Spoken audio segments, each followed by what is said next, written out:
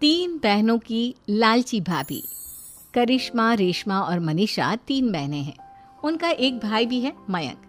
मयंक अपनी बहनों को बहुत प्यार करता है, लेकिन मयंक की पत्नी सविता इस मामले में मयंक से बिल्कुल ही अलग है।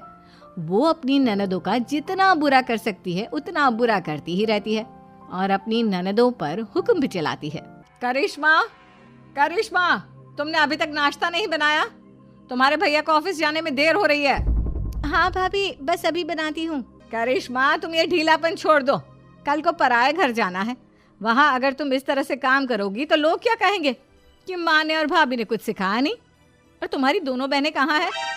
अब रेशमा मार्केट गई है और मनीषा सो रही है। क्या?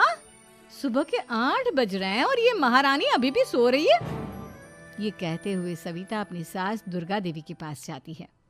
माँ जी, देख रही हो अपनी बेटियों के तौर तरीके?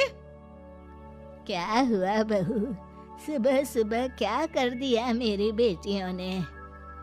अरे एक तो अभी अभी उठकर किचन में गई है, दूसरी सुबह सुबह बाहर चली गई और तीसरी अभी तक सो रही है।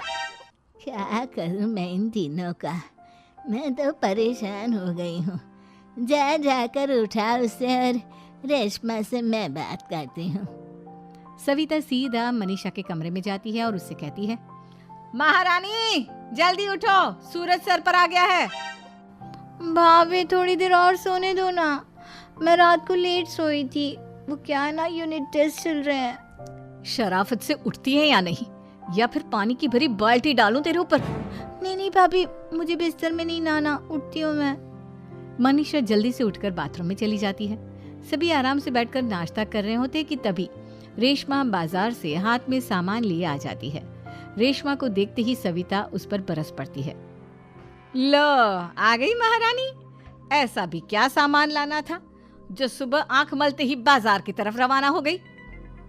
भाभी, कल आप ही तो चीख रही थी कि घर का सारा सामान मुझे ही लाना पड़ता है, घर में किसी को भी किसी काम से कोई लेना देना नहीं है। अब मैं बाजार जाकर सामान ले आई तो आपको इस बात से भी तकलीफ हो रही है? देख रही हो माँ जी, अपनी बेटी की जुबान कैंची से भी तेज चलती है। और मयंक, आप तो कुछ कहेंगे नहीं अपनी लाडली बहन को। रेशमा, अपनी भाभी से ऐसे बात नहीं करते। चलो माफी मांगो। भैया, मैं क्यों माफी मांगू? आप भाभी से बोलिए ना कि हम पर कम हुक्म चलाया करे। हम इस घर की बेटियां हैं और आपकी पत्नी की ननद है, नौकरानी नहीं। लो कर लो बात। इनकी भलाई के लिए कुछ भी बोलो तो इन्हें बुरा लग जाता है। इस घर में यही इज्जत है मेरी। देख लो माँ जी, आपकी बेटी किस लहजे में मुझसे बात कर रही है। सविता वहां से चली जाती है। मयंक को बहुत गुस्सा आता है, वो भी वहां से